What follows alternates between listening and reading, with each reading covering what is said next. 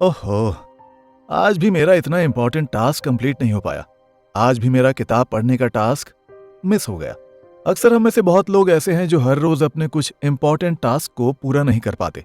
कुछ तो जानबूझकर अपने हर काम को कल पर थोप देते हैं या फिर खुद को ही कोई एक्सक्यूज देकर बच जाया करते हैं। आप भी ऐसा करते हो? अगर ऐसा करते हो तो ये बहुत गलत बात है। जरा सोचिए, आप जाने अनजाने अपने ही हाथों अपना नुकसान कर रहे हो। सोच में पड़ गए? अब सोच रहे हो कि कैसे? तो सुनिए जरा, क्योंकि हो सकता है कि आज की मेरी कुछ बातें आपके काम आ जाएं। हो सकता है इन बातों को सुनकर आप अपने काम को टाइमली कंप्लीट करने की हैबिट को पहचान जाएं। एक मशहूर लेखक आर्नोल्ड बैलेट ने अपनी किताब how to live for 24 hours में बताया है कि कई लोग बैठे बैठे पूरी शाम आलस में ही गुजार देते हैं। यानी या फिर वो टीवी देखते रहते हैं या फिर मोबाइल फोन पर व्हाट्सएप पर मैसेज इधर से उधर करते रहते हैं या चैटिंग करते रहते हैं या सेल्फी खींचकर अपलोड करते रहते हैं। ये सब करते करते शाम कब रात में बदल जाती है उन्हें पता ही नहीं चलता। गौर करें कि उन्हें यह एहसास भी नहीं होता कि उन्होंने अपनी शाम फालतू के कामों में वेस्ट कर दी है। और इस तरह एक एक शाम करके वो अपना हर रोज अपने जीवन की बहुत सी शामें वेस्ट कर रहे हैं। अब कहीं ऐसा तो नहीं कि ये बात सुनकर आपको अपने किसी करीबी दोस्त या रिश्तेदार की याद आई हो, या फिर ये भी हो सकता है कि आपको यहाँ पर सबसे पहले अपनी अब तक वेस्ट की गई शामें या टाइम की याद आई हो। तो ये बुक एक्सप्लेनेशन आपके लिए बहुत खास होने वाली है, क्योंकि आज इस बुक एक्सप्लेनेशन में हम बात करने जा रहे हैं आर्नोल्ड बैलेट द्वारा लिखी गई किताब how to live life for 24 hours की। इस किताब में आर्नोल्ड ने अपने 24 आवर्स को बेस्ट वे में यूज करने के कुछ टिप्स दिए हैं। हम माने या ना माने, फिर भी कहीं ना कहीं हम सब ये बात जानते हैं कि सबके पास 24 घंटे होते हैं, लेकिन वही लोग सफल होते हैं जो समय का सही इस्तेमाल करते हैं, अपने टारगेट्स को अचीव करने के लिए कमिटेड रहते हैं और सभी चैलेंजेस का सामना करते हैं। जीवन में सफलता पाने के लिए आपको टाइम की इंपॉर्टेंस को समझना होगा। 24 घंटे हमेशा नहीं होते और इसलिए हमें उन्हें मैनेज कैसे करना है, इसका इस्तेमाल सीखना जरूरी होता है। आपके हाथ में है कि आप अपने 24 घंटे कैसे बिताते हैं। अंबानी हो या चाहे रतन टाटा सर या चाहे बिल गेट्स ही क्यों ना हो, सबके पास एक दिन में 24 घंटे ही होते हैं, लेकिन वो सब इन 24 घंटों का इस्तेमाल किस तरह करते हैं ये सब जानते हैं। क्या आप अपने सपनों को पूरा करने के लिए 24 घंटों का उपयोग उन लोगों की तरह करेंगे या फिर उनका आपके लिए कोई इंपॉर्टेंस नहीं होगा? ये आप पर डिपेंड करता है। इसलिए समय का इंपॉर्टेंस समझें और अपने टारगेट्स के लिए पूरी तरह से डिवोटेड रहें। सफलता आपके कदमों में है, बस समय का सही तरीके से उपयोग करें और आगे बढ़ें। आर्नोल्ड बैलेट ने अपनी किताब how to live for 24 hours में बताया है कुछ ऐसे मजेदार टिप्स जिनका अपनी डे टू डे लाइफ में यूज करके आप भी बना सकते हैं खुद को टाइम का पंक्चुअल, और जानेंगे कि कैसे हम अपने 24 आवर्स का बेस्ट वे में यूज करके मैक्सिमम प्रोडक्टिविटी गेन कर सकते हैं।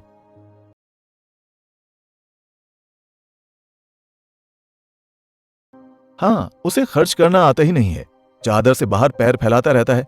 क्रेडिट कार्ड नहीं होता तो भगवान जाने उसका क्या होता। उसके पास अच्छी नौकरी है, अच्छी आमदनी है, वो अच्छी तरह खर्च चला सकता है, लेकिन इसके बावजूद वो हमेशा परेशान रहता है, परेशानी में रहता है। अगर उसका सूट नया है तो टाई पुरानी होगी, अगर टाई शानदार है तो पैंट पुरानी होगी, अगर वो दावत देता है तो कभी मटन खराब होता है तो कभी कप चटका हुआ होता है। इसका कारण सिर्फ ये है कि वो अपनी आमदनी बिना सोचे समझे उड़ा डालता है। काश मेरे पास उसकी आधी आमदनी होती, तब मैं उसे दिखा देता। इस तरह की बातें हम में से ज्यादातर लोगों ने कभी ना कभी किसी न किसी के बारे में कही होंगी, और जाहिर है ये कहते समय हम ये मानकर चल रहे थे कि हम उस आदमी से ज्यादा समझदार हैं। कहा जाता है कि money is important to live, लेकिन माफ करना दोस्त, टाइम पैसे से ज्यादा कीमती है, बहुत ज्यादा कीमती है। अगर आपके पास मौजूद सारा पैसा चला भी जाए तो आप उसे दोबारा कमा सकते हैं, लेकिन अगर समय चला जाए तो ये दोबारा लौट कर नहीं आता। इसके अलावा एक फर्क और भी है। अगर आपके पास टाइम है तो आप पैसे कमा सकते हैं, लेकिन आप पैसों से खरीद कर अपने दिन के 24 घंटों में 1 घंटा भी नहीं बढ़ा सकते। चाहे आप अमीर हों या गरीब, आपको हर दिन 24 घंटे ही मिलते हैं। आर्नोल्ड बैलेट ने इस बेहतरीन किताब में दार्शनिकों के स्पेस की अवधारणा की बात भी की है। आर्नोल्ड ने समझाया है कि कोई भी काम शुरू करना हो तो हमें टाइम को रॉ मटेरियल कंसिडर करना चाहिए। टाइम है तो हर डिफिकल्ट टास्क भी पॉसिबल है, लेकिन समय नहीं तो कुछ भी नहीं। आर्नोल्ड टाइम के बारे में बता रहे हैं कि टाइम एक मैजिक की तरह है। आप सुबह जागते हैं और जादू से आपके पर्स में 24 घंटे आ जाते हैं, जिनसे आप बहुत कुछ खरीद सकते हैं। कुदरत की तरफ से ये एक ऐसा वरदान है जो हमें बिल्कुल मुफ्त में मिलता है। शायद इसीलिए कुछ लोग मुफ्त में मिले बेशकीमती तोहफे की कीमत को समझने में काफी देर कर देते हैं। अगर हमारे पास टाइम ही नहीं होगा तो हम हमारे गोल तक कभी नहीं पहुंच पाएंगे। इसलिए हमें अपना हर काम टाइम टू टाइम करते रहना चाहिए। दोस्तों, ये लाइफ है, यहाँ समय अनुसार उतार चढ़ाव आना लाजमी है, लेकिन वो हर एक उतार चढ़ाव हमें कुछ ना कुछ सिखा जाता है। लेकिन उन सब में एक चीज ऐसी है जो सिखाए नहीं सीखी जाती, वो अपने आप आ सकती है अगर हम चाहें तो, और वो है एक दूसरे के लिए अपना प्यार। बाकी तो टाइम सब कुछ सिखा देता है। अगर हम टाइम की कद्र नहीं करेंगे तो टाइम भी हमारी कद्र कभी नहीं करेगा। और ज्यादातर मामलों में यही तो होता है। जब हमारे पास टाइम होता है तब हम कुछ करते नहीं, क्योंकि तब हमारे पास सही समझ नहीं होती जिससे हम वक्त को और उसकी अहमियत को पहचान सकें। और जब समझ आती है तब टाइम भी हाथ से निकल चुका होता है। हम सबकी लाइफ में ये हुआ है और शायद हो भी रहा है, लेकिन आगे से ऐसा ना हो या अभी भी वक्त को जाया होने से रोकना हो तो सिर्फ इतना करना होगा। जो काम आपको आज करने की जरूरत हो और आज उसे आप कर भी सकते हो तो उसे आज ही कर लेना चाहिए। कल पर कभी नहीं छोड़ना चाहिए, क्योंकि कल का क्या भरोसा, किसी का हो किसी का ना हो। वक्त के साथ किया हुआ हर एक छोटा बड़ा काम हमें फ्यूचर में 100 तो क्या 1000 गुना ज्यादा रिजल्ट जनरेट करके देता है। लेकिन वो कब? जब वक्त हमारे साथ हो तब।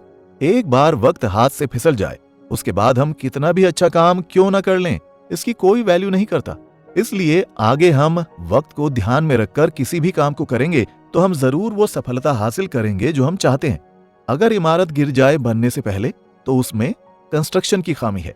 बेटा बाप आमने सामने बोलें तो उसमें परवरिश व शिक्षा की कमी है। जिस देश में हम रहते हैं वो राम और श्रवण जैसे मातृ पितृ भक्त की पवन भूमि है। दोस्तों, अगर यहाँ कोई अनहोनी हो तो समझना वाकई हमारे चिंतन में कोई कमी है। बिल्कुल वैसे ही अगर वक्त के साथ हम आगे ना बढ़ पाएं तो समझना इसमें और किसी की नहीं बल्कि हमारे हार्डवर्क की कमी है, जिसे हम हमारे आलसीपन के अंदर दबाए हुए हैं। जमीन पर पग बनाए रखकर आसमान को छुआ नहीं जा सकता। अगर आसमान को वाकई में छूना चाहते हो तो वक्त के साथ बने रहकर खुद को भी जमीन से ऊपर उठाना होगा। It's not easy to recognise the time, but if your attitude is to do something today and in this moment, then time will always be in your hands। Arnold ने इस किताब में बहुत ही परफेक्ट वे में ये बताया है कि टाइम के साथ साथ हमें लाइफ में सक्सेस अचीव करने के लिए खुद को हर दिन चैलेंज देना पड़ता है। कुछ लोग ऐसे भी होते हैं जो बहाना बनाते कहते हैं कि एक दिन में 24 घंटे होते हैं और हम उन्हें बढ़ा नहीं सकते। लेकिन आर्नोल्ड कहते हैं कि समझ नहीं आता कि ये आदमी एक दिन में 24 घंटे का रोना क्यों रो रहा है। मुझे तो एक दिन में 24 घंटे जीने में कोई समस्या या मुश्किल नहीं आती। मैं जो करना चाहता हूँ वो सब करता हूँ और इसके बाद भी अखबार की पहेलियां हल करने का समय निकाल लेता हूँ। दरअसल बात यह है कि जीवन में सक्सेस उसी को मिलती है जिसने मुसीबतों का सामना किया है, क्योंकि जीवन एक संघर्ष है एवं इसका सामना हर व्यक्ति को करना होता है। सफलता सभी को अच्छी लगती है, हर व्यक्ति अपने सपने को पूरा करने की कोशिश भी करता है, लेकिन थोड़ी सी परेशानी आने पर उसे लगता है कि उसके रास्ते में बहुत बड़ी मुश्किल आ गई है और उसके सारे रास्ते बंद हो गए हैं, जिसकी वजह से उसका उत्साह भी कम हो जाता है। उसे लगता है कि उसकी सारी कोशिशें बर्बाद हो गई हैं। लेकिन दूसरी ओर दुनिया में ऐसे लोग भी हैं जिन्होंने टफ से टफ सिचुएशंस में हार नहीं मानी, लगातार अपने सपने को पूरा करने में लगे रहे, क्योंकि उन्हें कभी ऐसा लगा ही नहीं कि वो हार रहे हैं। आर्नोल्ड बता रहे हैं कि माइंड का डर हमेशा हमें आगे बढ़ने से रोकता है। जिस व्यक्ति के माइंड में हार जाने का डर है वो कभी भी अपनी पूरी कैपेबिलिटी से काम कर ही नहीं सकता। उसका माइंड उसको हमेशा कमजोर होने का एहसास कराता रहेगा। आप चाहे किसी भी फील्ड में हो और आप चाहे कोई भी टास्क कर रहे हो, आपको अपने माइंड को जीतना बहुत जरूरी है, क्योंकि जो व्यक्ति माइंड से हार जाता है वो मैक्सिमम एफर्ट्स होने के बावजूद कभी सफल नहीं हो सकता। अपनी सफलता के लिए खुद को झोंक दीजिए, अपनी असफलता के बारे में सोचना ही छोड़ दीजिए, क्योंकि आपके पास असफल होने का कोई ऑप्शन ही नहीं है। भेड़ चाल में चलना छोड़ दें, कुछ अलग हटकर करें, कुछ ऐसा करें जिससे आपको जीवन का एहसास हो। बिना सोचे समझे जीने के बजाय पूरी तरह से कॉन्शियस होकर जिएं। जो लोग जीने की इच्छा के बारे में कॉन्शियस हैं, उनमें एक अलग तरह की एक्साइटमेंट बनी रहती है। झुंड से हटकर चलने की इच्छा उन्हें किताबें पढ़ने, न्यू रिसर्च करने और अपने प्रश्नों के जवाब ढूंढने के लिए इंस्पायर करती है। आर्नोल्ड ने बताया है कि जीवन जीने और खुद को बेहतर बनाने, खुद की नॉलेज को इंक्रीज करने की कोशिश करें। आर्नोल्ड ने इस किताब में किताबें पढ़ने के लिए काफी इंस्पायर किया है। वो बताते हैं कि जीतना है तो अपनी नॉलेज पर हर दिन काम करो, खुद को हर दिन और ज्यादा इंटेलिजेंट बनाने की कोशिश करते रहो। किताबें आपकी सच्ची साथी हैं। ये एक ऐसी नदी है जिसका पानी प्यास लगने पर आपके काम आएगा। हम अपने जीवन से संतुष्ट हैं और कुछ अलग नहीं करते हैं। नई चुनौतियां लेने का मतलब ये नहीं है कि आप कुछ ऐसा करें जो आपके वश में नहीं है। नई चुनौतियां लेने का मतलब है ऐसा कुछ करना जो पहले कभी नहीं किया हो और आप उसे कर सकते हो, लेकिन उसको करने से आपको डर या रिस्क लगता है। जिंदगी में रिस्क लेना बहुत जरूरी होता है, क्योंकि ऐसा करने से हम या तो सफल होंगे या फिर असफल होंगे। अगर आप सफल होते हैं तो आपको खुशी होगी, और अगर आप असफल होते हैं तो आपको असफलता से एक सीख मिलेगी जिसे आप हमेशा याद रखेंगे और भविष्य में उसके हिसाब से आप अपना काम करेंगे। इसलिए आर्नोल्ड बताते हैं कि जिंदगी में नई चुनौतियां जरूर लें और अपने जीवन में सफलता प्राप्त करें। टाइम मैनेजमेंट की वैल्यू को बताते हुए आर्नोल्ड ने बताया है कि जो लोग टाइम को अच्छे तरीके से मैनेज करते हैं, उनका सेल्फ कंट्रोल बहुत ही बेहतर होता है। इसके पीछे की वजह को बताते हुए आर्नोल्ड ने कहा है कि सफल होने के लिए एक सबसे महत्वपूर्ण चीज है हमारी भावनाएं। इमोशंस चाहे पॉजिटिव हों या नेगेटिव, लेकिन हमें इनको कंट्रोल करना आना चाहिए। लाइफ में ऐसे बहुत से मोड आते हैं जहां पर आपका अपने ऊपर कंट्रोल होना बहुत जरूरी है, खासकर तब जब आपको कोई उकसाए या आपकी बुराई करे। जब कोई आपके बारे में गलत बोलता है या बुराई करता है तो ये जायज है कि ऐसे में आपको गुस्सा आएगा। लेकिन अगर आप ऐसे सिचुएशन में अपने आप को कंट्रोल कर लेते हैं तो आप काफी हद तक अपने माइंड को भी किसी भी सिचुएशन में कंट्रोल करने का हुनर अपने अंदर ले आते हैं। अगर आप सेल्फ कंट्रोल करने में केपेबल हो जाते हैं तो आप अपनी लाइफ में किसी भी सिचुएशन को बखूबी हैंडल कर सकते हैं। इससे आपके हेटर्स को जवाब भी मिल जाएगा और आपकी तरक्की भी हो जाएगी। अगर उस वक्त गर्म दिमाग से आप कुछ उल्टा सीधा कर बैठते तो क्या पता उसका नुकसान उससे ज्यादा आपको भुगतना पड़ता। इसलिए अपने इमोशंस और एक्शंस को हमेशा अपने कंट्रोल में रखें और वहीं इस्तेमाल करें जहां उनकी ज्यादा जरूरत है। सेल्फ कंट्रोल सिर्फ गुस्से पर ही नहीं बल्कि और कई चीजों के लिए बहुत जरूरी है। जैसे जोश से आपका काम फास्ट होता है, लेकिन सेल्फ कंट्रोल उसे सही डायरेक्शन में रखता है। जैसे सुबह जल्दी उठें। जल्दी उठने के लिए भी आपका खुद पर कंट्रोल होना बेहद जरूरी है ताकि आप देर तक ना सोएं। कहीं भी जाना हो टाइम से पहुंचें। अगर खुद पर कंट्रोल होगा तो आप पंक्चुअल रहेंगे, डिसिप्लिन में रहेंगे और हर जगह देर से पहुंचने में डरेंगे और टाइम से पहुंचेंगे। काम को अधूरा ना छोड़ें।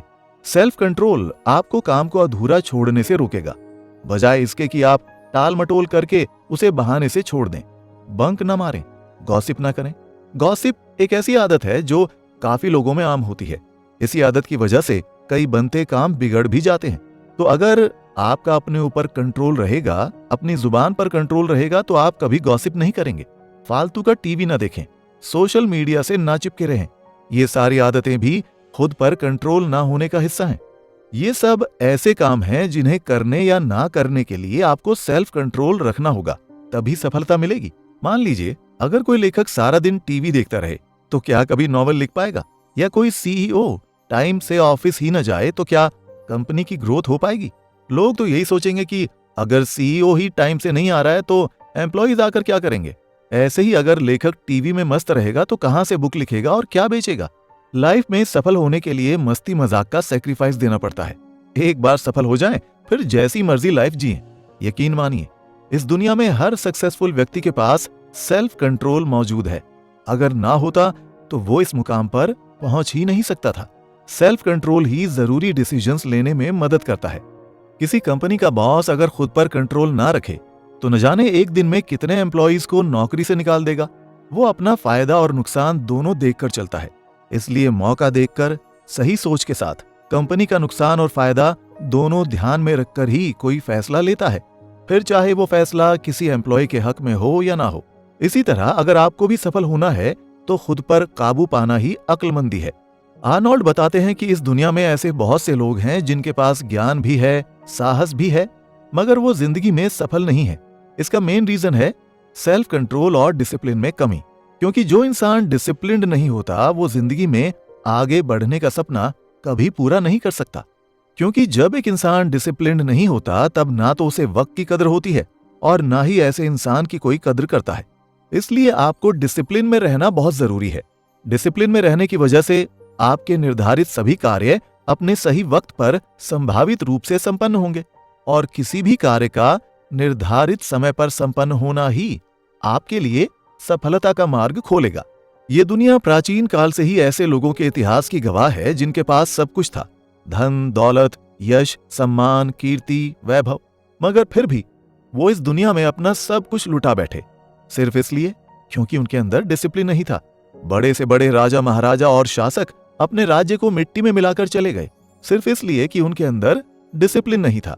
इसलिए आर्नोल्ड बताते हैं, इस बात को अच्छे तरीके से समझ लेना। अगर आपके पास ज्ञान की कमी है, अगर आपके पास साहस की कमी है, अगर आपको अपनी कीमत का अंदाजा नहीं है, तो एक बार के लिए काम थोड़ा बहुत चल सकता है, लेकिन अगर आपके पास डिसिप्लिन नहीं है तब आपके पास सब कुछ होते हुए भी कुछ नहीं बचेगा।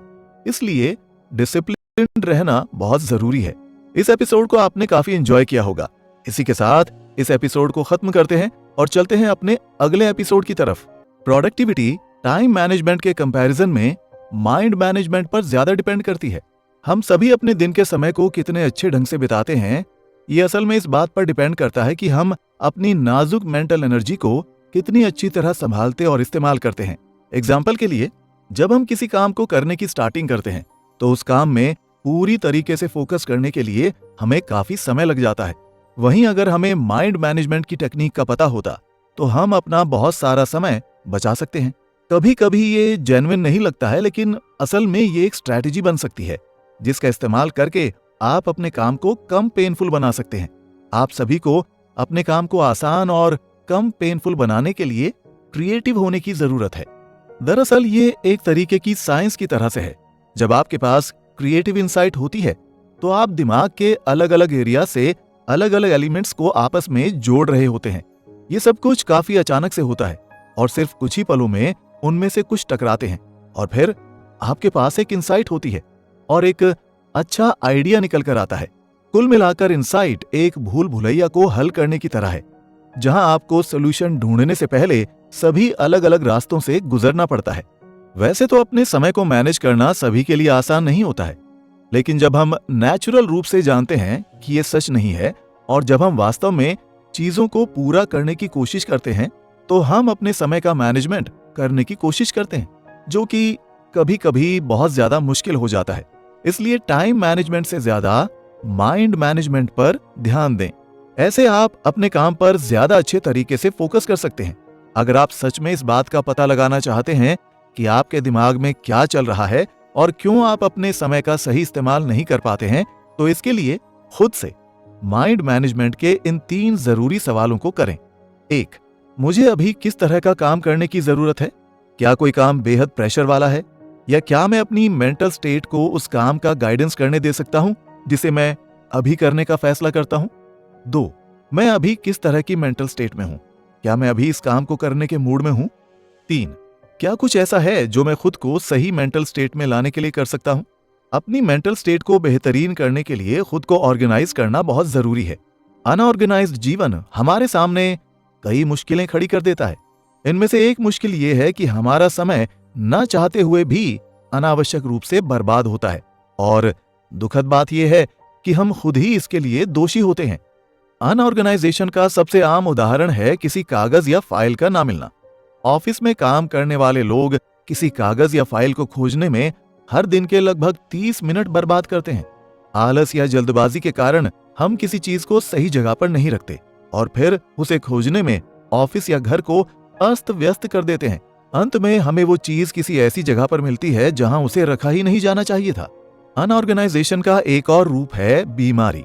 असंतुलित भोजन, अनियमित नींद, चिंता, तनाव और हानिकारक आदतों की वजह से हम खुद ही अक्सर बीमारी को आमंत्रित करते हैं।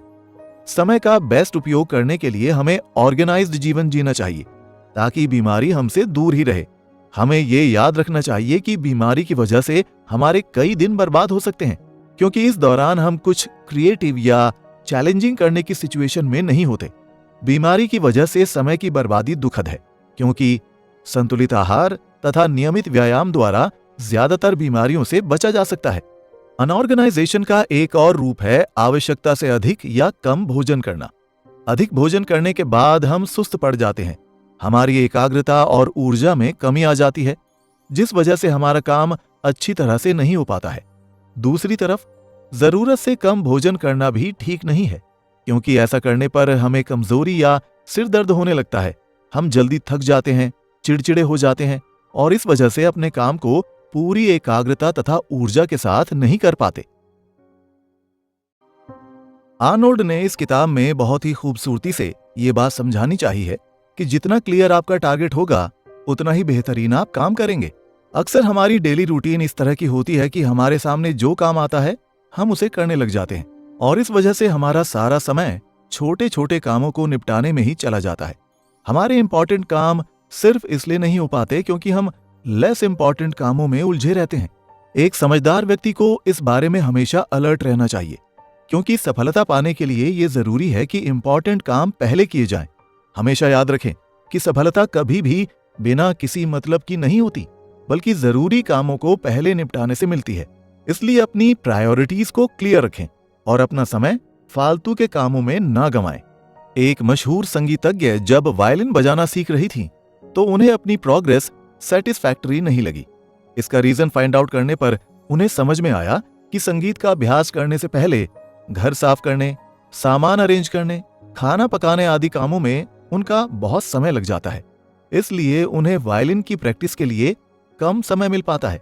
ये जानने के बाद उन्होंने खुद से प्रॉमिस किया कि संगीत उनके लिए सबसे इंपॉर्टेंट है, इसलिए वो सबसे पहले संगीत की प्रैक्टिस करेंगी, बाकी सारे काम उसके बाद करेंगी। खुद को इस तरह डिसिप्लिन करने के बाद उन्होंने संगीत के फील्ड में काफी प्रोग्रेस की, क्योंकि अब वो अपना सबसे इंपॉर्टेंट काम सबसे पहले कर रही थी।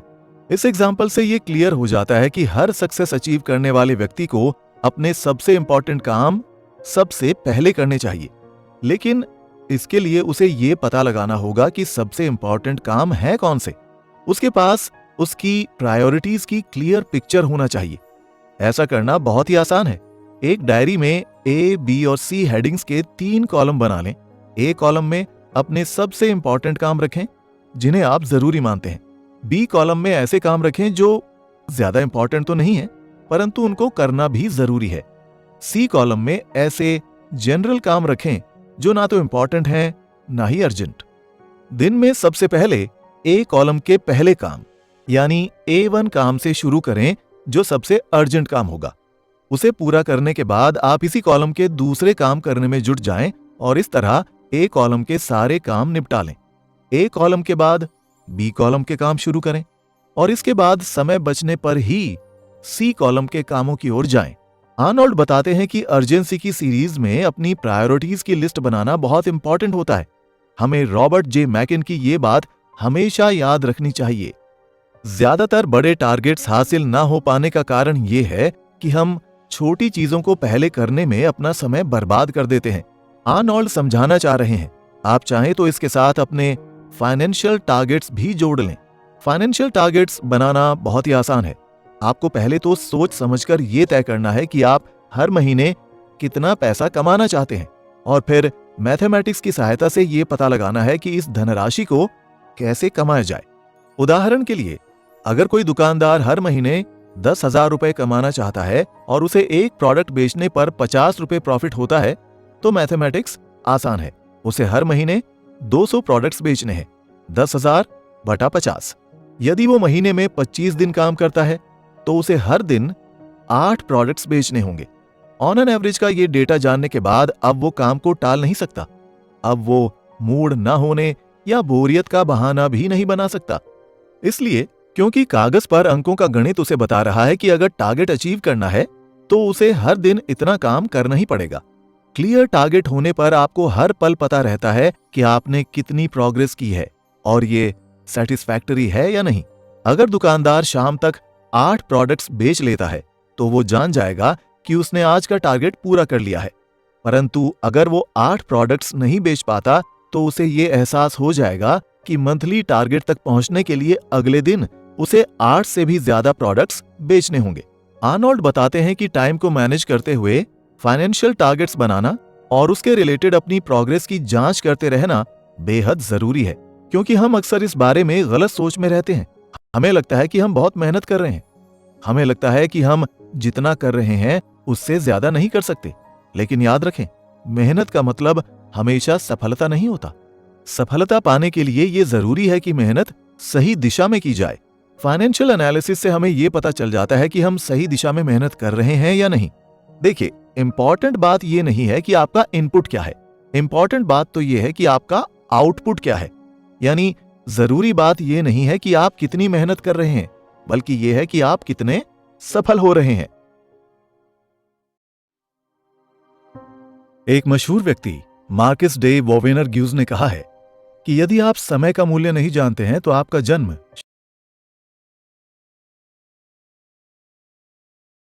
शोहरत के लिए नहीं हुआ है।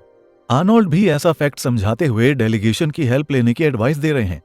कोई भी इंसान सब कुछ नहीं कर सकता। बहरहाल, कई लोग हर काम खुद करने की कोशिश करते हैं और जाहिर है वो असफल होते हैं। हर व्यक्ति ये चाहता है कि अपने जरूरी काम वो खुद करे, लेकिन एक लेवल पर आकर दूसरों को काम सौंपना जरूरी हो जाता है। बिजनेस की शुरुआत में तो व्यक्ति सारे काम खुद कर सकता है, परंतु बिजनेस बढ़ने के बाद काम इतने बढ़ जाते हैं कि टीम के बिना तरक्की नहीं हो सकती। ऐसे में अगर वो सही टीम खोजकर उन्हें काम सौंपना, डेलीगेशन सीख ले तो वो आगे भी प्रोग्रेस कर सकता है। अगर वो ये नहीं सीख पाता तो फ्यूचर में उसकी प्रोग्रेस के चांसेस की पॉसिबिलिटी कम हो जाती है। बहरहाल, दूसरों को जरूरी काम सौंपना आसान नहीं होता। दूसरों की योग्यता, बुद्धि, कैपेबिलिटी और निष्ठा पर भरोसा करना आसान नहीं होता, लेकिन बड़ी सफलता हासिल करने के लिए ऐसा करना जरूरी होता है। इसके बाद ही ट्रू प्रोग्रेस पॉसिबल है, क्योंकि अब आप अकेले नहीं हैं, अब आपके पास एक टीम है, जिसकी वजह से आपका समय कई गुना बढ़ जाता है और आप उसका सही इस्तेमाल करके ज्यादा तेजी से अपने टारगेट पर पहुंच सकते हैं। इसलिए समय के बेस्ट इस्तेमाल का बेस्ट वे है काम सौंपना सीखें। ज्यादातर लोगों के साथ एक बड़ी समस्या यह है कि वो हर काम खुद करने की कोशिश करते हैं। वो दूसरों को काम नहीं सौंपना चाहते, क्योंकि उन्हें लगता है कि मैं इसे ज्यादा अच्छी तरह से कर सकता हूं या मैं इसे दूसरों से ज्यादा जल्दी कर सकता हूं। उन्हें यह समझ ही नहीं आता कि बड़ी सफलता पाने के लिए उन्हें दूसरों को काम सौंपना ही होगा, चाहे ये उन्हें पसंद हो या ना हो। प्रगति की राह में एक ऐसा मोड़ आता है जहां भविष्य में प्रगति करने के लिए दूसरों को काम सौंपना जरूरी हो जाता है। इसलिए बेहतर होगा कि आप काम सौंपने की कला सीख लें। काम सौंपने के लिए आपको सिर्फ इतना करना है कि आप किसी सही व्यक्ति को खोजकर उसे काम सौंप दें। यानी कि ऐसा व्यक्ति चुनें जिसमें उस काम को अच्छी तरह से करने की कैपेबिलिटी और इच्छा हो। फिर उसे बता दें कि उसे क्या करना है, कैसे करना है और कब तक करना है। इसके बाद आप सौंपे गए काम और उसके कंप्लीट होने की तारीख को अपनी डायरी में लिख लें। डेलीगेशन या काम सौंपने का तरीका इतना ही आसान है। सौंपे गए काम की प्रोग्रेस की निगरानी करना अच्छी बात है, लेकिन यह भी ध्यान रखें कि ज्यादा निगरानी में आपका टाइम वेस्ट होता है और सामने वाले को बुरा भी लग सकता है कि आप उसकी कैपेबिलिटी पर भरोसा नहीं कर रहे हैं। काम सौंपने की कला में परफेक्ट होने के लिए सिर्फ 2 चीजों की जरूरत होती है। ये पता लगाना कि कौन से काम सौंपे जा सकते हैं और किसे। बस इतनी सावधानी बरतें कि कॉन्फिडेंशियल काम दूसरों को सौंपने के बजाय खुद करें। आर्नोल्ड ने टाइम मैनेजमेंट में प्राइम टाइम की बहुत ज्यादा इंपॉर्टेंस बताई है। एक बात समझिए, प्राइम टाइम क्या है। टेलीविजन पर प्राइम टाइम में यानी रात 8 बजे से 10 बजे तक एडवर्टाइजमेंट्स की कीमत सबसे ज्यादा होती है। एडवर्टाइजमेंट उतने ही समय का रहता है, परंतु इसकी कीमत बढ़ जाती है। कीमत बढ़ने का कारण सिर्फ ये होता है कि वो एडवर्टाइजमेंट प्राइम टाइम में डिस्प्ले किया जाता है, जिसमें इसे ज्यादा व्यूअर्स द्वारा देखा जाता है। टेलीविजन के प्राइम टाइम की डिस्प्ले टाइम से हम ये सीख सकते हैं कि हमारे आपके लिए भी दिन के 24 घंटे एक से नहीं होते। दिन के किसी खास समय आपकी एनर्जी, विचार शक्ति, उत्साह और कैपेबिलिटी बाकी समय की तुलना में अधिक होती है। यही आपका प्राइम टाइम है। ज्यादातर लोगों के लिए सुबह का समय प्राइम टाइम होता है, जब वो बड़े बड़े काम चुटकियों में कर सकते हैं। परंतु ध्यान रहे, हर व्यक्ति का प्राइम टाइम अलग अलग होता है। कई लोगों के लिए रात का समय प्राइम टाइम हो सकता है और कईयों के लिए दोपहर का। आपका प्राइम टाइम चाहे सुबह का हो या रात का, जरूरी बात इसे पहचानना है। आपका प्राइम टाइम कौन सा है, ये पहचानना इसलिए जरूरी है ताकि आप अपने समय का बेस्ट यूज कर सकें। अपने सबसे जरूरी या क्रिएटिविटी से रिलेटेड काम इसी दौरान करें ताकि वो अच्छी तरह से और जल्दी हो सकें। अपने प्राइम टाइम में छुटपुट काम करके उसे बर्बाद न करें, क्योंकि छुटपुट काम तो आप बाकी के समय में भी कर सकते हैं। यदि आप सुबह के समय ज्यादा फुर्तीले, ऊर्जावान और चुस्त होते हैं, यानी सुबह का वक्त आपका प्राइम टाइम है, तो आप एक तरह से सौभाग्यशाली हैं। अगर आप दोपहर में एक झपकी ले लें तो आप एक दिन में 2 सुबहें प्राप्त कर सकते हैं। दोपहर की झपकी के बाद आप लगभग उतने ही फुर्तीले, ऊर्जावान और चुस्त हो सकते हैं जितने की सुबह थे। अक्सर इस बात को नजरअंदाज कर दिया जाता है कि समय की मात्रा और क्वालिटी में कोई सीधा संबंध नहीं होता। कई बार तो 1 घंटे में ही इतना कुछ हो जाता है जो आमतौर पर एक दिन में नहीं हो पाता। याद रखें, समय की मात्रा के बजाय उसकी क्वालिटी ज्यादा जरूरी है। काम के लंबे घंटे जरूरी नहीं है, जरूरी बात यह है कि वो कितने क्वालिटेटिव हों। इसी को अंग्रेजी में क्वालिटी टाइम कहा जाता है। आर्नोल्ड साफ तौर पर यह समझाना चाह रहे हैं कि वो व्यक्ति ज्यादा सफल नहीं होता जो दिन में 8 घंटे काम करने का टारगेट बनाता है। ज्यादा सफल तो वो व्यक्ति होता है जो दिन में 8 या 9 काम करने का टारगेट बनाता है। दोनों में फर्क सिर्फ इतना है कि पहला व्यक्ति समय की मात्रा को इंपॉर्टेंस देता है और दूसरा समय की क्वालिटी को, और इसी से उनकी सफलता में जबरदस्त फर्क पड़ता है। शायद किसी ने फारसी कहावत बहुत खूब कही है कि सही समय पर पत्थर फेंकना गलत समय पर सोना देने से बेहतर है। माइकल एस ट्रेलर ने कहा है कि अगर आखिरी मिनट की डेडलाइन नहीं होती तो बहुत सारी चीजें कभी नहीं हो पाती। डेडलाइन यानी आखिरी समय सीमा। डेडलाइन दरअसल पुराने जमाने में किसी जेल के चारों ओर खिंची उस लाइन को कहा जाता था जिसके आगे जाने पर कैदियों को गोली मार दी जाती थी। आजकल डेडलाइन पार करने पर आपकी जान तो नहीं जाती, लेकिन आपकी डिग्निटी और करियर में तरक्की के अवसर जरूर चले जाते हैं। इसलिए डेडलाइन को सीरियसली लें। अगर किसी दूसरे की डेडलाइन नहीं है तो बेहतर यही रहता है कि आप खुद ही अपने कार्यों की डेडलाइन तय करें। ये सोचें कि कोई काम कितने समय में किया जा सकता है। इमरजेंसी सिचुएशंस के लिए थोड़ा मार्जिन रखें और अपनी डेडलाइन यानी काम पूरा करने की आखिरी तारीख तय कर लें। शुरुआत में आपको थोड़ी दिक्कत आ सकती है, लेकिन कुछ समय बाद आपको डेडलाइन के भीतर और उससे पहले ही काम पूरा करने की आदत पड़ जाएगी। डेडलाइन तय करना एक ऐसी प्रॉफिटेबल हैबिट है जिससे आप जीवन के हर फील्ड में ज्यादा तेजी से तरक्की कर सकते हैं। आखिर डेडलाइन में ऐसा क्या होता है जिससे आपकी कैपेबिलिटी बढ़ जाती है और आप ज्यादा तेजी से काम पूरा कर लेते हैं? आर्नोल्ड बताना चाहते हैं कि पहली बात यह है कि इससे आपको एक क्लियर टारगेट मिलता है, और हम सभी जानते हैं कि क्लियर विजन होने पर हम ज्यादा तेज काम कर सकते हैं। दूसरा, इससे आप एक प्लान बनाते हैं और उस पर चलने के लिए खुद को डिसिप्लिन करते हैं। तीसरा, डेडलाइन उस काम पर आपके दिमाग को फोकस्ड रखती है जिससे आप उसे समय सीमा में पूरा करने के नए नए तरीके सोच सकते हैं। आपने खुद अपने जीवन में महसूस किया होगा कि जब आपको डेडलाइन दे दी जाती है कि ये काम किसी खास समय तक हो जाना चाहिए, तो आपकी हर इंद्रिय एक्टिव हो जाती है। आपकी बॉडी में एड्रेनालिन का सीक्रेशन हो जाता है और आपका आलस भाग जाता है। आप एक्टिव हो जाते हैं और पूरा ध्यान फोकस करके काम में जुट जाते हैं। आप जानते हैं कि अगर वो काम समय पर नहीं निपटा तो आफत हो जाएगी। इसलिए आप सुबह थोड़ा जल्दी उठते हैं, पूरी एकाग्रता से काम करते हैं, देर रात तक काम करते हैं, कम सोते हैं, कम समय बर्बाद करते हैं और आखिरकार उस काम को समय पर पूरा कर लेते हैं। इसे एक एग्जाम्पल से समझते हैं कि मान लें नॉर्मल सिचुएशन में आप 6 मिनट में 1 किलोमीटर दौड़ते हैं, लेकिन अगर कोई खूंखार कुत्ता आपका पीछा कर रहा हो तो आप कितनी तेजी से भागेंगे? जाहिर है आप 6 मिनट से बहुत कम समय में 1 किलोमीटर की दूरी पूरी कर लेंगे। आपके पीछे खूंखार कुत्ता जो है, डेडलाइन को भी ऐसा ही खूंखार कुत्ता माने जो आपसे ज्यादा तेजी से काम करा लेती है। एक और एग्जाम्पल के लिए मान लेते हैं कि मेरा एक मित्र पुस्तकों का पब्लिकेशन करता है। अगर उसे बिना किसी डेडलाइन के पुस्तक के पब्लिकेशन की जिम्मेदारी सौंपी जाए तो काम 1.5 महीने में पूरा होता है, लेकिन अगर उसे 7 दिन की डेडलाइन दे दी जाए तो वो उसे 10 दिन में ही पूरा कर देता है। इस एग्जाम्पल से ये क्लियर हो जाता है कि इंपॉर्टेंट कैपेबिलिटी नहीं है, इंपॉर्टेंट तो डेडलाइन है।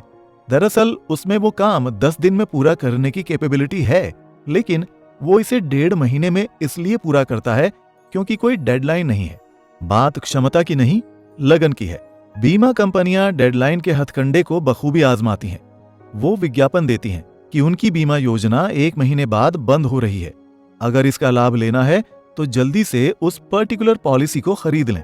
कार कंपनियां भी डेडलाइन की इंपॉर्टेंस पहचानते हुए एडवर्टीजमेंट देती हैं कि इस पर्टिकुलर तारीख से कीमतें बढ़ने वाली हैं। अगर अभी आप कार खरीद लेंगे तो फायदे में रहेंगे। कस्टमर अपने फायदे को देखते हुए बीमा पॉलिसी या कार खरीद लेता है। इस तरह हम देखते हैं कि डेडलाइन सिर्फ काम करने का ही नहीं, सामान बेचने का भी अनोखा पैंतरा है। जब आप कस्टमर को बता देते हैं कि इस पर्टिकुलर डेट की डेडलाइन है, तो वो उस तारीख तक डिसीजन लेने के लिए मजबूर हो जाता है। वरना आप और मैं दोनों ही जानते हैं कि कस्टमर से डिसीजन करवाना आसान नहीं होता। अगर डेडलाइन ना दी जाए तो शायद वो जिंदगी भर डिसीजन नहीं ले पाएगा। कुछ लोग ये मानते हैं कि डेडलाइन से काम की क्वालिटी पर बुरा असर पड़ता है। उनकी बात कुछ हद तक सही है, लेकिन ये तभी सही होती है जब आखिरी मिनट पर काम शुरू किया जाए। दूसरी ओर, अगर डेडलाइन के आधार पर पहले से ही प्लानिंग बना ली जाए तो काम की क्वालिटी में कोई कमी नहीं आएगी। मान लीजिए कोई सेल्समैन 100 डील्स करने के लिए 1 महीने की डेडलाइन बनाता है। अब अगर 25 दिन बर्बाद करने के बाद जाकर उसे होश आता है और वो काम में जुटता है तो उसे हर दिन 20 सौदे करने होंगे, जो बहुत मुश्किल काम है। दूसरी ओर, अगर वो महीने के पहले दिन से ही इस काम में जुट जाए तो उसे हर दिन केवल 3-4 सौदे ही करने होंगे। इसीलिए आर्नोल्ड डेडलाइन को पहचानने और टाइम मैनेजमेंट में 24 आवर्स को बेस्ट वे में यूटिलाइज करने की एडवाइस दे रहे हैं। आपके लिए कौन सी चीज ज्यादा जरूरी है, समय या धन? आप इन दोनों में से किसे बचाने की ज्यादा कोशिश करते हैं? आप पैसेंजर ट्रेन से यात्रा करना पसंद करते हैं या सुपरफास्ट ट्रेन से? देखिए, रिटायर्ड लोग पैसेंजर ट्रेन को ज्यादा पसंद करते हैं क्योंकि उसमें किराया कम लगता है। पैसेंजर ट्रेन की यात्रा में समय ज्यादा लगता है, लेकिन रिटायर्ड लोगों को आमतौर पर समय की कोई कमी महसूस नहीं होती। उनके पास समय ही समय रहता है।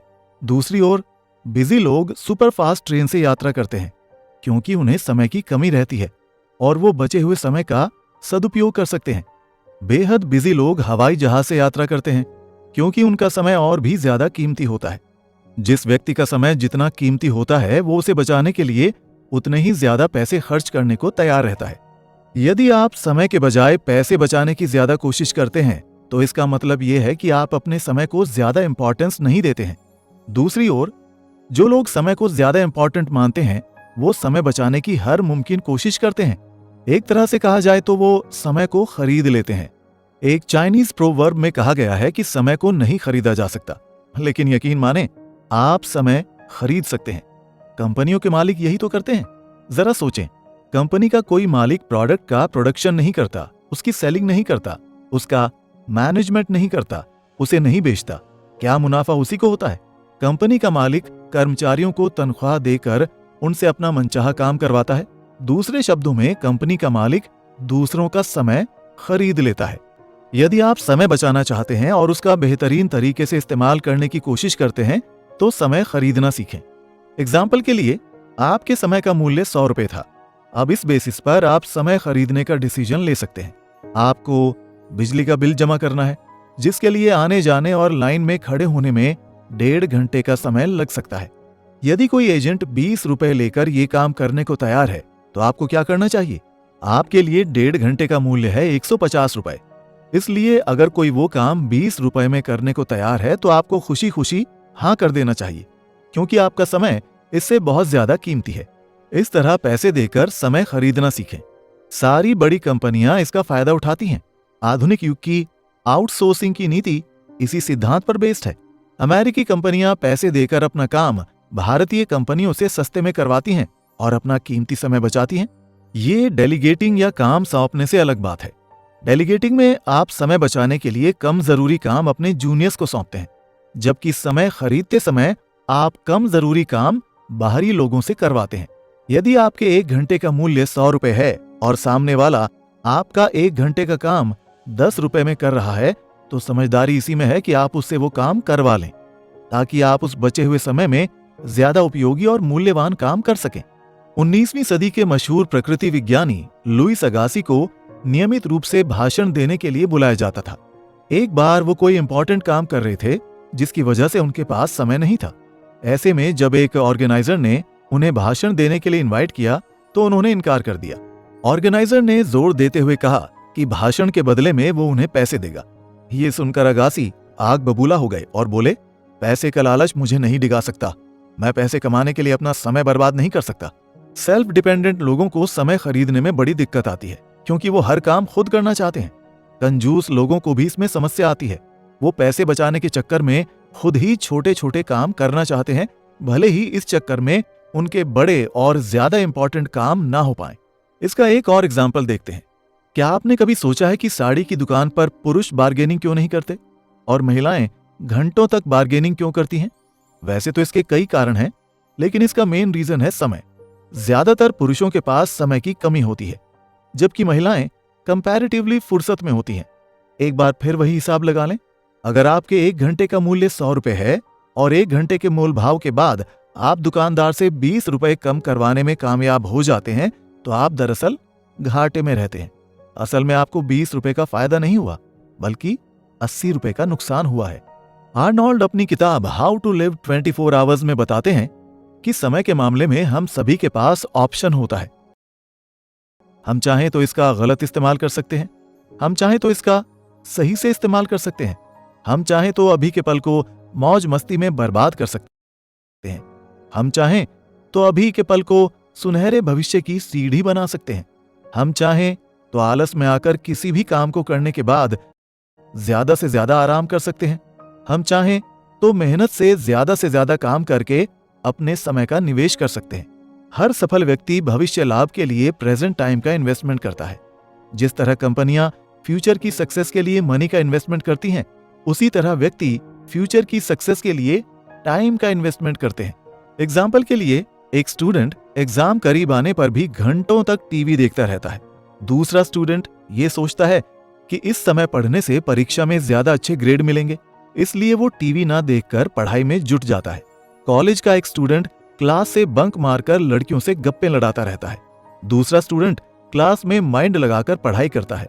एक कर्मचारी ऑफिस के इंपॉर्टेंट प्रोजेक्ट पर काम करने के बजाय गपशप करता है। दूसरा कर्मचारी करियर में तरक्की को ध्यान में रखते हुए इंपॉर्टेंट प्रोजेक्ट को फटाफट पूरा कर देता है। एक सेल्समैन सुबह उठकर टीवी देखने लगता है, दूसरा सेल्समैन सुबह उठकर कस्टमर से फोन पर अपॉइंटमेंट्स लेता है। अब आप ही बताएं कि इन एग्जाम्पल्स में ज्यादा अच्छा फ्यूचर किसका होगा, पहले व्यक्ति का या दूसरे व्यक्ति का? क्लियरली दूसरे व्यक्ति का फ्यूचर ज्यादा अच्छा होगा। रीजन क्लियर है। हर एग्जाम्पल में पहला व्यक्ति कुछ टाइम के सुख में उलझकर अपना समय बर्बाद कर रहा है, जबकि दूसरा व्यक्ति फ्यूचर सक्सेस के लिए अपने प्रेजेंट सुख का त्याग कर रहा है। इसका एक और एग्जाम्पल देखते हैं। एक जापानी कंपनी कैलिफोर्निया में योसेमाइट नेशनल पार्क का मैनेजमेंट संभालना चाहती थी। अमेरिका वालों ने उस कंपनी से बिजनेस प्लान पेश करने को कहा। उन्हें उम्मीद थी कि वो 1-2 साल का बिजनेस प्लान पेश करेंगे, लेकिन जब जापानी कंपनी ने 250 साल का बिजनेस प्लान पेश किया तो अमेरिका वालों के होश उड़ गए। अमेरिका के लोग अगली तिमाही या अगले साल के बारे में सोच रहे थे, जबकि जापानी कंपनी लॉन्ग टर्म फ्यूचर के बारे में सोच रही थी। दरअसल हम सभी के पास एक दिन में 24 घंटे का समय होता है, मुकेश अंबानी के पास भी और छगन लाल के पास भी। अहम सवाल तो ये है कि आप उस समय में क्या करने का ऑप्शन चुनते हैं। ये इस बात से तय होता है कि आपके लिए क्या महत्वपूर्ण है, कुछ देर का सुख या फ्यूचर सक्सेस। किसी बच्चे के लिए खेलना कूदना इंपॉर्टेंट है, इसलिए वो 6 घंटे तक पतंग उड़ाता है और 4 घंटे तक टीवी देखता है। दूसरे बच्चे के लिए कक्षा में फर्स्ट आना इंपॉर्टेंट होता है, इसलिए वो 10 घंटे पढ़ता है। इसी तरह एक सेल्समैन कुछ देर के सुख की खातिर टीवी पर क्रिकेट मैच देखता रहता है, जबकि दूसरे सेल्समैन के लिए फ्यूचर की सक्सेस इंपॉर्टेंट होती है, इसलिए वो प्रेजेंट समय में जमकर मेहनत करता है। इस बात को हमेशा याद रखें कि कल के सभी फूल आज के बीजों से ही पैदा होंगे।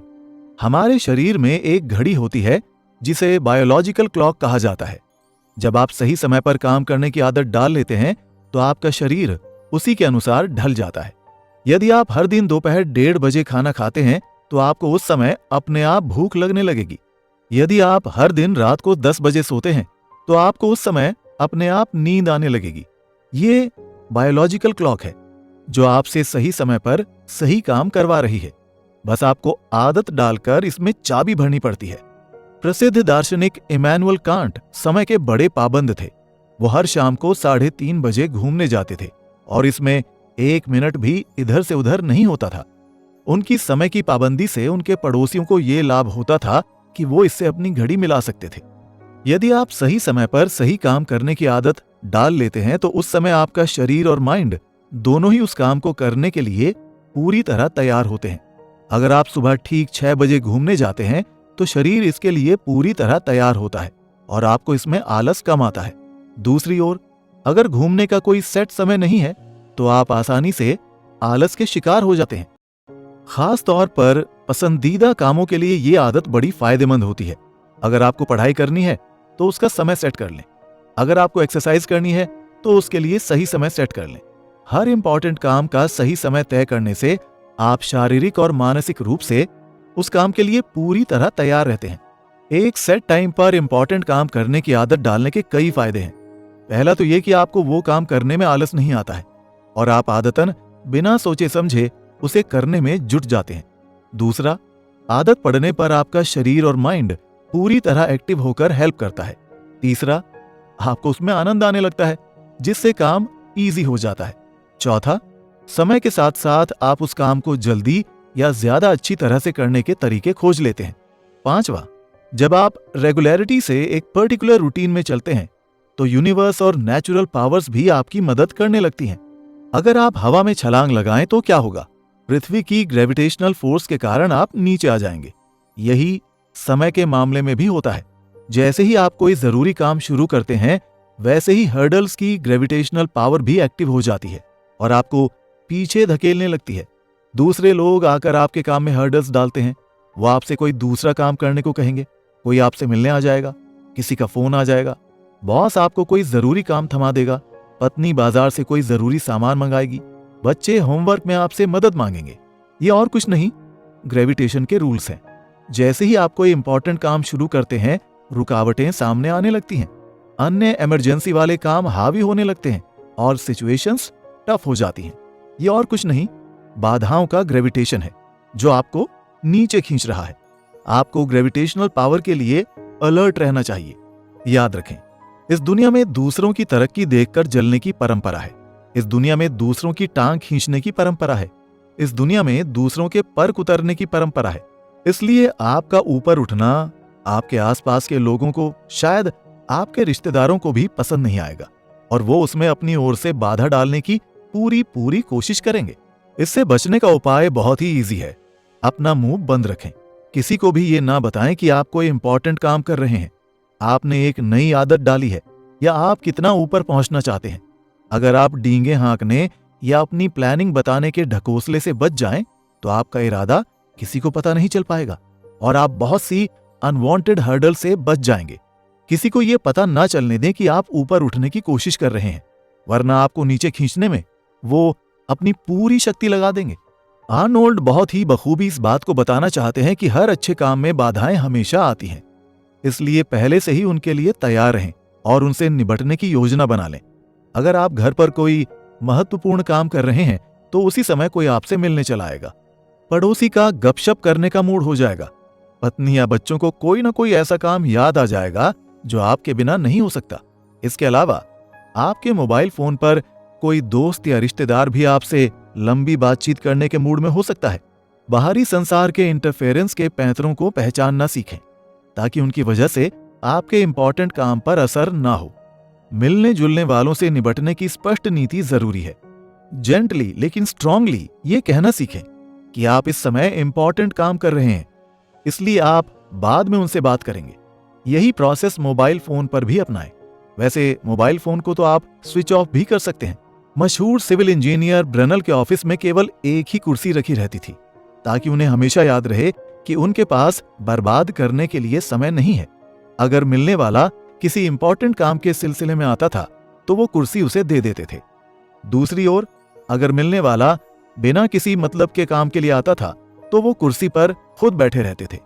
जाहिर है, जब ऑफिस में एक व्यक्ति बैठा हो और दूसरा खड़ा तो केवल काम की ही बातें हो सकती हैं, फालतू बातों का माहौल नहीं बन पाता।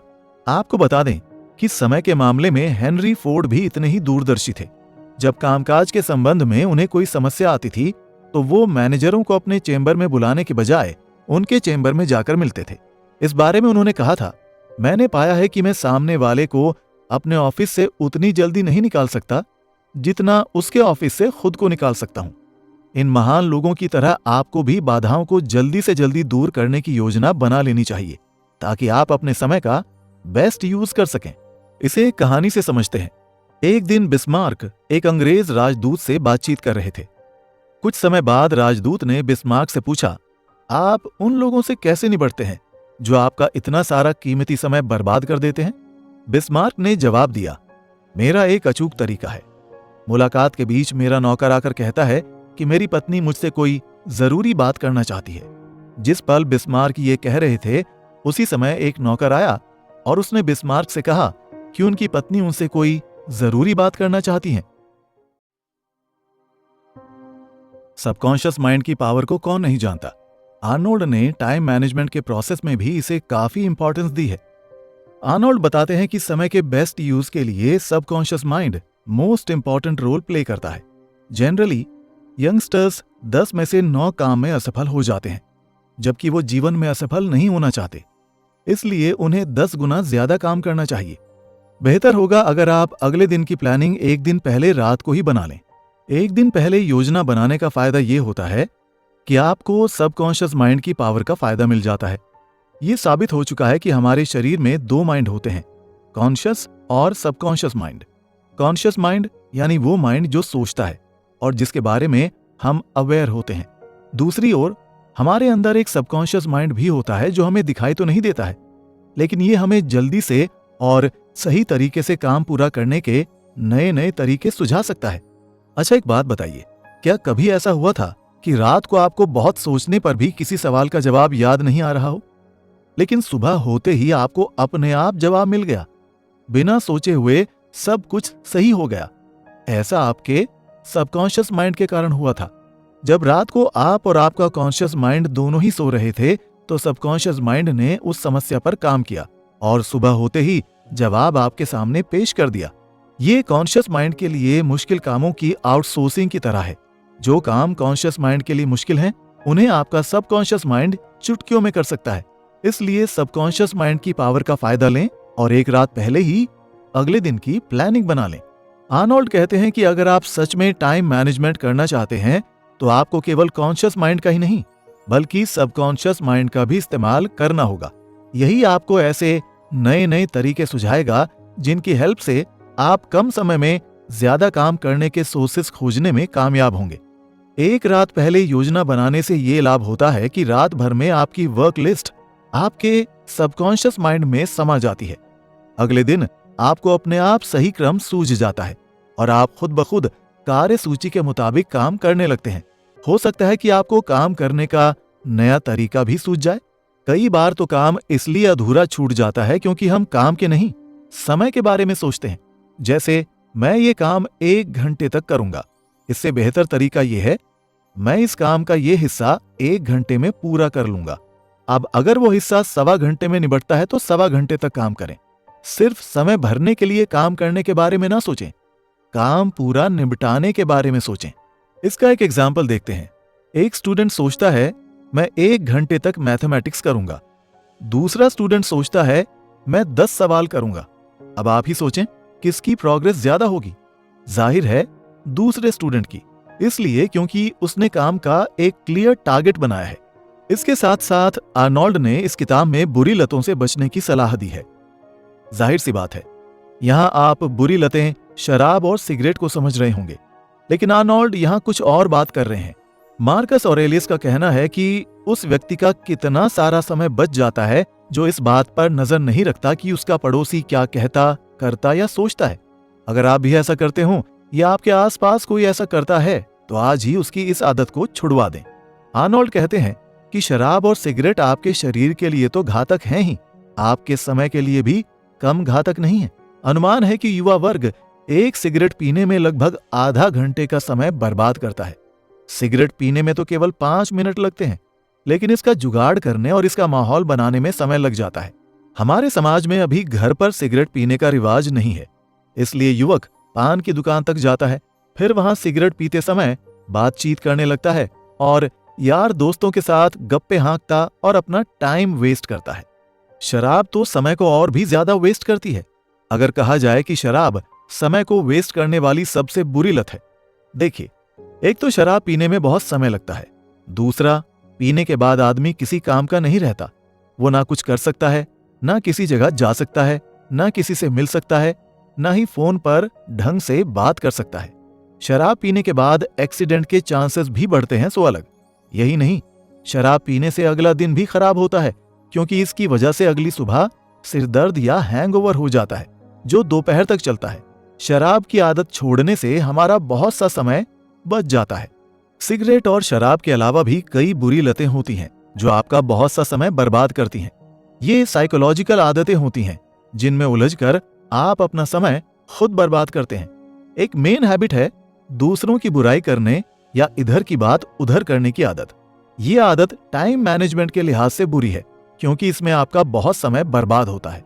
बहस या लड़ाई करने की आदत में भी आपका बहुत समय बर्बाद होता है, तनाव होता है, सो अलग। इसलिए इन आदतों से बचें। बड़बोलेपन से भी बहुत समय बर्बाद होता है। इसलिए आर्नोल्ड ने हाउ टू मैनेज 24 आवर्स किताब में इस लत से दूर रहने की सलाह दी है। सभी के पास काम करने के लिए एक दिन में 24 घंटे होते हैं। उन्हें इसी टाइम के हिसाब से चलना होता है या अपना काम करना होता है। और जो व्यक्ति अपने कार्यों को समय से पूरा कर लेते हैं वो बहुत कुछ पा लेते हैं, और जो व्यक्ति समय का प्रयोग ठीक से नहीं करते उन्हें सफलता पाने में मुश्किल होती है।